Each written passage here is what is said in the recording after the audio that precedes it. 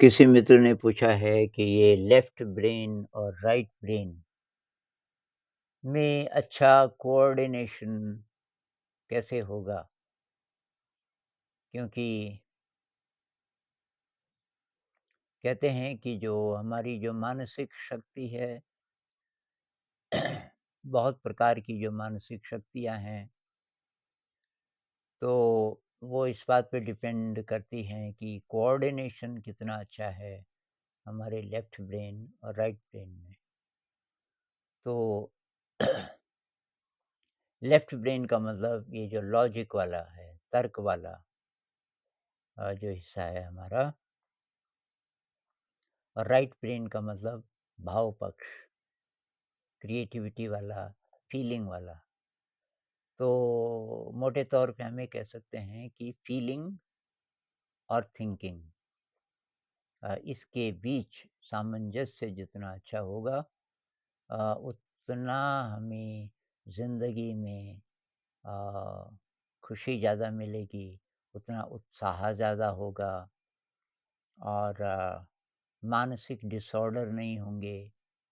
ये एंग्ज़ायटी और डिप्रेशन और ओसीडी और इस प्रकार की जितनी चीज़ें हैं ये नहीं होंगी क्योंकि हमारा दिमाग बैलेंस्ड होगा। तो ये कैसे होगा? तो बहुत चैलेंजिंग है, अभी हम जिस दौर से गुज़र रहे हैं, बहुत चैलेंजिंग है क्योंकि लेफ्ट ब्रेन और राइट ब्रेन के बीच कोऑर्डिनेशन का काम, जो मुख्य काम होना चाहिए था शिक्षा व्यवस्था का, वो नहीं हो रहा है, उसका उल्टा हो रहा है। लेफ्ट ब्रेन पे बहुत ज़्यादा ज़ोर है। ये जो पढ़ाई-लिखाई जिसको हम बोलते हैं, ये सब लेफ्ट ब्रेन है। पढ़ाई-लिखाई पे बहुत ज़्यादा ज़ोर है और जो भाव पक्ष है, फीलिंग वाला, तो वहाँ अच्छी फीलिंग्स, पॉज़िटिव फीलिंग्स कैसे पैदा हों और वो कैसे जुड़ी हों वो फीलिंग्स लेफ्ट ब्रेन के काम से, पढ़ाई-लिखाई से, ऐसा शिक्षा व्यवस्था में नहीं हो रहा है। बल्कि नेगेटिव इमोशन के पूरे चांसेस मिलते हैं हमें रोज़-रोज़। कैसे? कॉम्पिटिशन है, रोज़-रोज़ कॉम्पिटिशन है, रोज़-रोज़ हमें जज किया जाता है, इवैल्यूएट किया जाता है विद्यार्थियों को। कदम-कदम पे हमें फ़ेल किया जा सकता है, चाहे बोल के, चाहे मार्क्स दे के, तो ठीक नहीं है। कदम-कदम पे कंपैरिज़न है, ये तेरे से अच्छा है और तू अच्छा नहीं है, वगैरह-वगैरह। या तू अच्छा है तो उससे अहंकार बढ़ जाता है, या तो निराशा आती है, या तो अहंकार बढ़ता है और ज्ञान ये है नहीं। जिस चीज़ को सिखाते हैं, ये असली ज्ञान से बहुत दूर है, ज्ञान के प्रतीक हैं ये तो। भई भाषा है, गणित है, ये उसके प्रतीक हैं, ये बात आपको तब समझ आएगी जब इसको हम प्रैक्टिकल से जोड़ेंगे। 1/2 धन 1/3 बराबर 5/6 अगर आप बिना कॉपी के, बिना ब्लैक बोर्ड के कर सकें किसी मटीरियल से, तो तब वो थोड़ा-थोड़ा भाव पक्ष से जुड़ेगा। तो ये तो नहीं हो रहा है। इसलिए लेफ्ट ब्रेन और राइट ब्रेन के बीच जो ब्रिज है, कॉर्पस कैलोसम जिसको बोलते हैं, न्यूरॉन्स का बना हुआ, वो बहुत थिन हो गया है और ऐसे भी बच्चे पैदा हो रहे हैं जिनमें वो है ही नहीं। लेफ्ट ब्रेन और राइट ब्रेन के बीच कॉर्पस कैलोसम ही नहीं है, तो वो कुछ हेरेडिटरी होगा क्योंकि माता-पिता के ब्रेन्स भी ऐसे होंगे।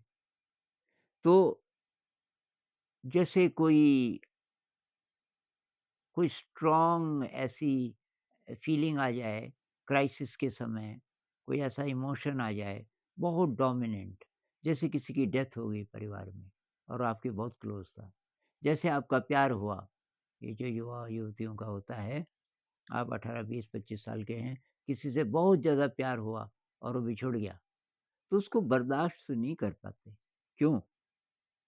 क्योंकि इमोशन वाला जो हिस्सा है, उसको बैलेंस करने के लिए जो दूसरा जो लेफ्ट ब्रेन लॉजिक वाला हिस्सा था, उनके बीच कोऑर्डिनेशन नहीं है।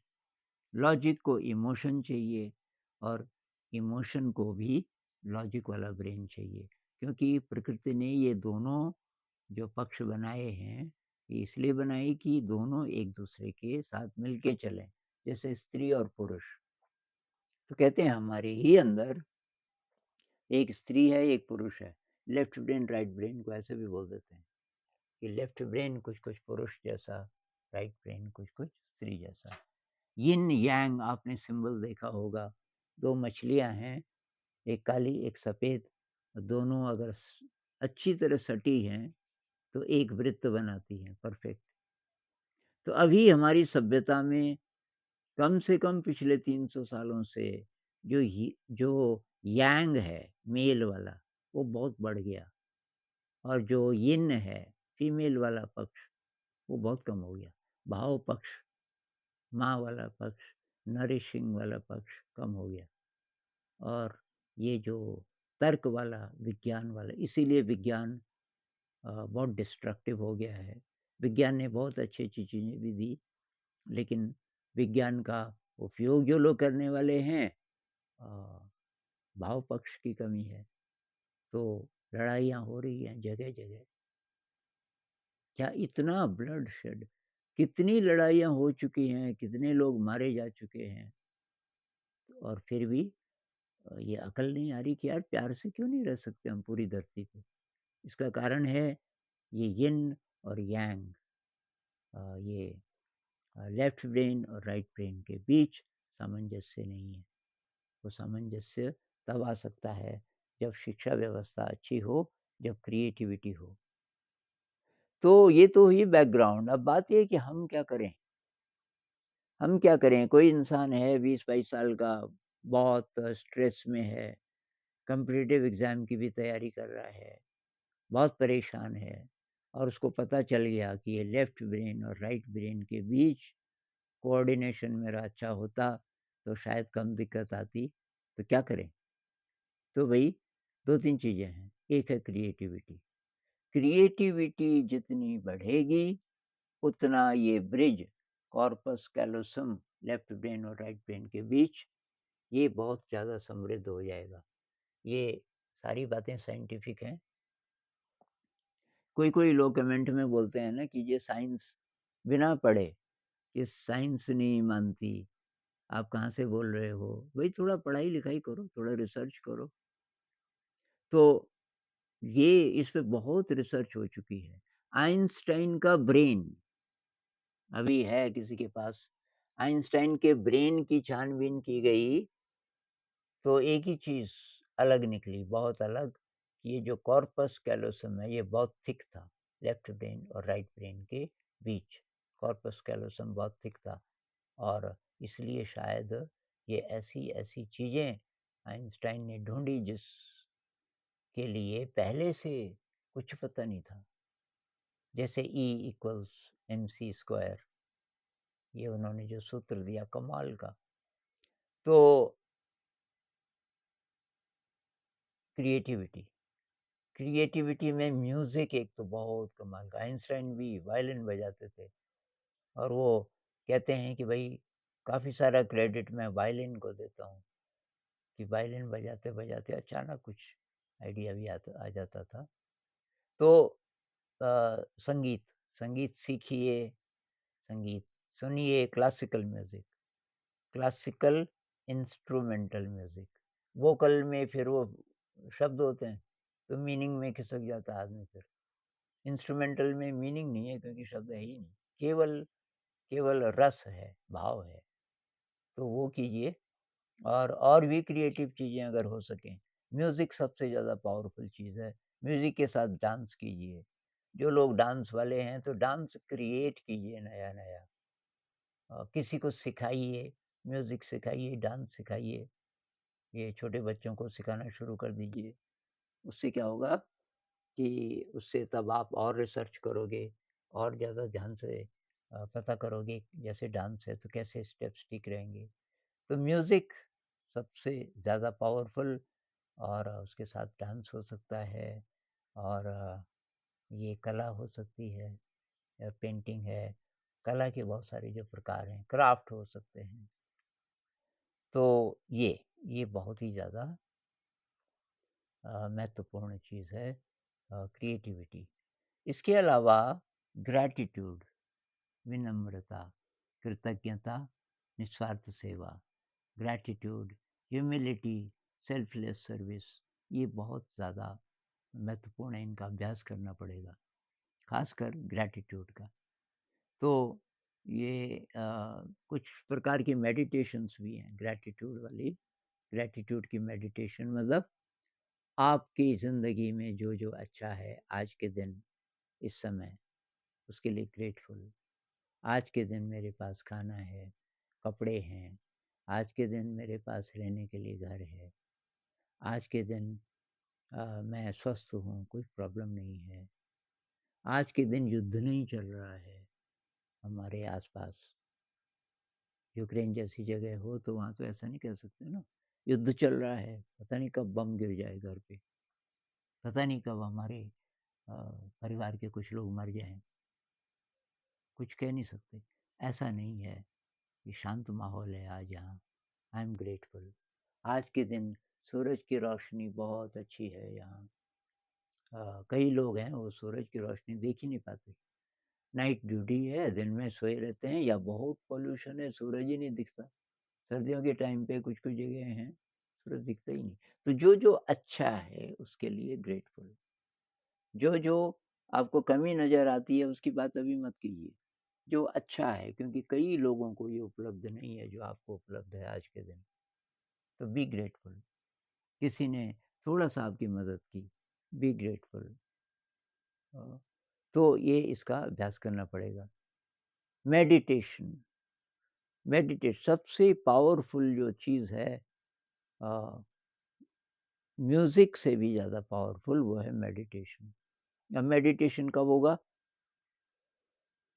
जब आप रोज़ ये ठान लेंगे कि भई मेडिटेशन बैठ के भी करना है अभ्यास और ज़िंदगी को मेडिटेटिव बनाना है। मतलब आप हर समय हर समय अवेयर रहने की प्रैक्टिस करने लग गए। तो मुख्य चीज़ ये है और डरिए नहीं, जो नेगेटिव इमोशंस हैं, उनको ज़्यादा से ज़्यादा रीप्ले मत कीजिए। पीछे की जो मेमोरीज़ हैं, उनमें इंडल्ज मत कीजिए, तो मेडिटेशन से मदद मिलेगी आपको इसमें। वर्तमान क्षण में कैसे रहें, असली बात ये है।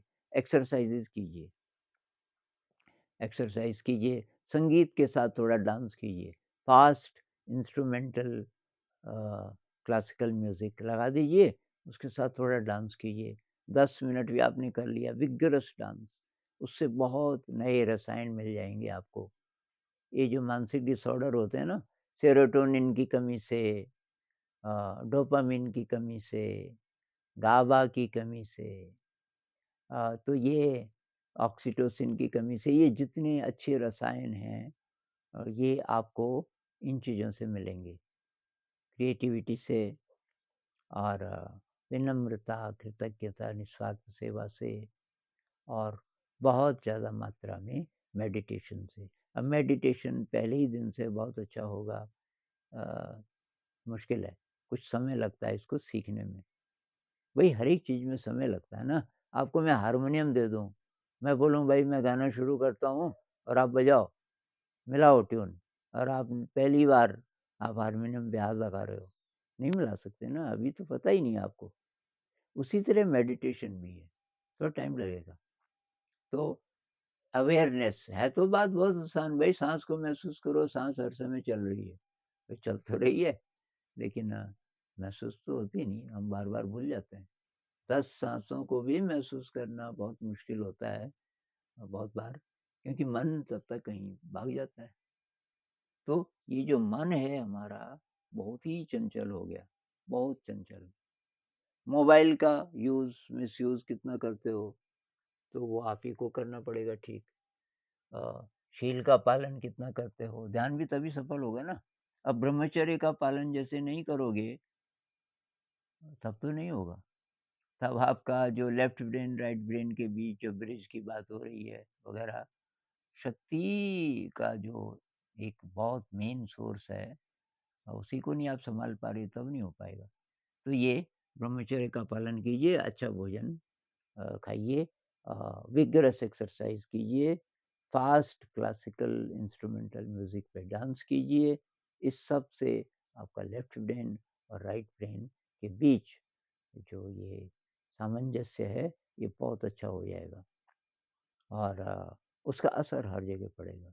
आपकी शारीरिक हेल्थ पे भी, मानसिक हेल्थ पे भी उत्साह बढ़ेगा ज़िंदगी में और कोई समस्या ज़िंदगी में जैसे आती है, कोई प्रॉब्लम, तो आप घबराएँगे नहीं और आप उसको जल्दी से सॉल्व कर लेंगे। आपका ध्यान समाधान पे रहेगा। ये एक चीज़ है बहुत बड़ी। हेल्दी जो ब्रेन है, उसका जो एटीट्यूड है वो ये होता है कि समाधान क्या है? प्रॉब्लम पे वो ज़्यादा नहीं टाइम खर्च करता। प्रॉब्लम तो समझ आ गई, समाधान क्या है? तो इन सब चीज़ों का आप ध्यान रखोगे तो लेफ्ट ब्रेन और राइट ब्रेन के बीच बहुत अच्छा कोऑर्डिनेशन बन जाएगा।